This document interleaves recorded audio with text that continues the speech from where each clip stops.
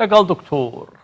ئەکرەم ئێنون شارەزای پەیوەندی نێودەوڵەتی لە ستۆکۆڵم لەسەر ئەم مەلەفە قسە ئەکەن. دكتور بخيراتي شاف باش بحثا اوكرانيا وكريزا لقال روسيا دكن قرم روج بروج براستيا في مجار قرم دبات دبيجن روسيا 150,000 سرباز خل سرسينور روسيا اوكرانيا بتجي كرنا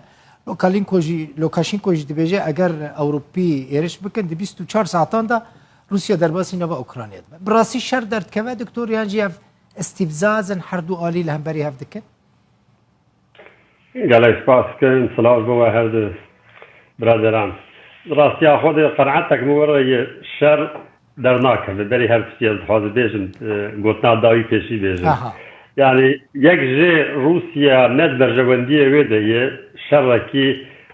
الولايات يسر حدودية خواه نه بس اوكراينا حتى ولايات تجي يعني ام بيجي كازاكستان ياجي بيلاروسيا حتى ده روسيا تولات ناخوض الولايات كي جيراني تبلا هذه هذا برجو اوتوماتيكمن تبلا هذيك شركة ديركت تأثير لوي ولايات ديك يعني مهاجر كفرتين ومسألة عبوري ومسألة قال لك عسكرية جبويد جبي عليه يك جي روسيا ناخوض دو كاك بلو دلو كندي بر اشكال ده هاجر روسيا نيتك فيها من اوكرانيا جوهرتني بك حوجي تداخلها نافا اوكرانيا بك ناك ترى قوة روسيا نافا اوكرانيا هي ترى قوة روسيا يعني اف جمهوريتين هذا وجه ريدان دونباس ولوغانس فقط روسن او دحب آلية كدنه دباجاري يعني مثلا روس دبيجن در دورة 100,000 لي اوروبي دبيجن 150,000 هجمانه كمزنه قاعد نقول روسيا ما بيج روسيا ده حاسبين كل سر حدود تو هذا كوريا خرط اكل دور 100,000 تنيه يعني ماليا يعني اول وقت يجي 100,000 يعني تزانن باجاري روسيا تر هيك ابيل حفتي كيلومتر 6 كيلومتر حدوديه اوكرانيا دون هنا جو هي عسكري روسيا نجم اوكرانيا حتى ودرين يعني وقت قرارجاه واني عسكري ودرين هنا للسر حدود قاعد نقول يعني ماليا اوروبي برمزل دك السر حدوديه اوكرانيا نممكن روسيا ولا روسيا ترى لا امريكا ولا ولايات كده نكار 100,000 عسكر ما هجدمها جهه كجير انفراستراكتورا يعني اعصاب يعني جير اساس سنه كقارب 100,000 عسكر سر نقاب هي اللي يعني ذكر روس كده رجع به اوكي الذكر فهم بك لاسمه اوروبي بحث كده بيجي روسيا 100,000 عسكر يعني باش 100,000 ما نقدر قال لك دخازي وان هي ايه وقت ايه انساني ايه روزاني هنا يعني وقت منطقي نراستك جو حوجه دريا فرج سنيه ذكر هي روسيا بيجن دور 100,000 كابل سر حدود يعني انا منطقي ايه جيل بيجن دونباس ولوغانس الهر جمهوريتك اللي بيجن خاطر فريق رابي بسريع حبيب الاوتونومي ان فدراسيون او روسيا بوش اللي بيجن روسيا بوش اللي بدري هيستن هناك عسكر دبيجن هاجر إيريش تكون السر واحد جمهوريتنا بلكي واحد جمهوريتنا يكجي بيتري وروسن دو جسدي دور 450,000 حملاتيه اي اوكرانيا بكنياسي واجي وها باور دكن تنيت يعني بقاندي ازمه ديال روسيا شوبين بقاندي از تشتي ايك تيخدمارش روسي عسكري سياسي تدبيجن نيتك روسيا يورا تنكي إيريش اوكرانيا ليش بوش اوروبي دي لازم كاك دل بكن دبيت شك اشكال دبيت فات جري بيجن بروبلما انا هل شقص اوكرانيا دروجه دي تدي هل بحث اوكرانيا لاساس بروبلما اساسي انا بين روسيا وامبيجن ناتو يعني امبيجن انجلو ساكسون يعني انجلو ساكسون امريكي وانجليزي وكندي وهنا كده بروبلما ارضا بين روسيا بيجن ام لازم نسر اولكاريا اوروبا ام لها بكن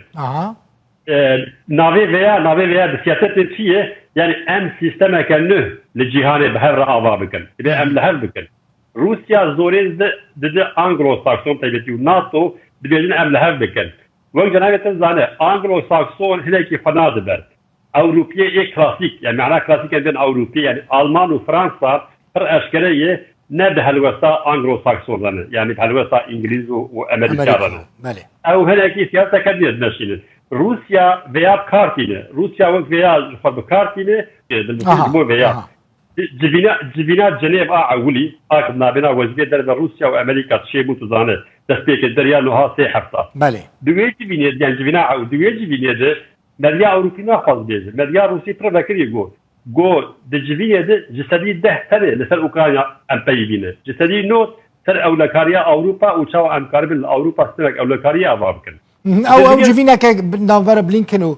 لاوروف دا انترسانت و یعنی بریوی اول اوكي او صدق دكتور مثلا يعني في اوكرانيا مادام شر درناكه دكتور اكرم باش السبب چیه که امریکیان سلاح شاندن اوی داره تب خودید انگلیزان بریتانیا سلاح شاندن اوکرانیا دي احتمالا که مزنه دمه که نزیک تطبیقات عسکری جی لوادران ورن کرن افهمو آمده کارین چنه که اوروپی و امریکی دکن يعني دما اوروبي دي بيجم بيتر المانيا بدور دخمش بركو هالوسطى المانيا نوك هالوسطى امريكا وبريطانيا هالوسطى المانيا هناكي جدا يجبر بيواندين المانيا اللي قال روسيا مسألة غازية قال لك سببين دنانا سبب تشيكو اوروبي افقا سلاح لشينا اوكرانيا قناعتك مو ورا كارد لكم بلكي جنابه زانك جوخا نها روسيا دبيجه يعني اوروبي دي كارم بروفوكاسيون كيفك لاوكرانيا يريش يدير سر دونباس ولوغانسك مجبور نعم برسيليه بدن ليه قناعتك مو ورا كارد لكم اساس اوروبي دخوازن روسيا تدخل اوكرانيا بك اوروبي يدخوازن يعني قدام انجلو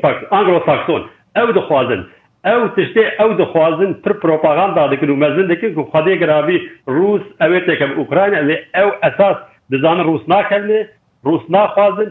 او دخوازن ليه لفرشيه لفرش بوچه وتقول هناك سلاح دشين يجي دخوازي وقعات مزن دك بري خلكيج اساس تشتي روس او ناتو امريكا دخوازك ام او السل او لكاريا اوروبا الحب لكن بري خلكيج يقولوا بوغ هرن بيج برسبرسا اوكرانيا تلي ضد روس قال لك اكثرتي روسات شيء عسكري شيء سياسي حاسبين دبيجن انجلو ساكسون بو اسنا شاش مشكله قلت يعني هالوسطى اوروبان هناك رخنكت بطيبتي مديا اوروبي قلت يعني هن اوقص شرطيننا بردري دي بويا سدبا كو ازمايك يعني كريزا كابوريج الولات ما تشبه يعني وخلق ما ترسانديه يعني سبع شر درد كذا سبع شر درد كذا مديا اوروبي شر بريه بيشيا دري اوكرانيا براستي دكتور زور سباس تقولنا كداوي هبو تبيجي قال لك سباس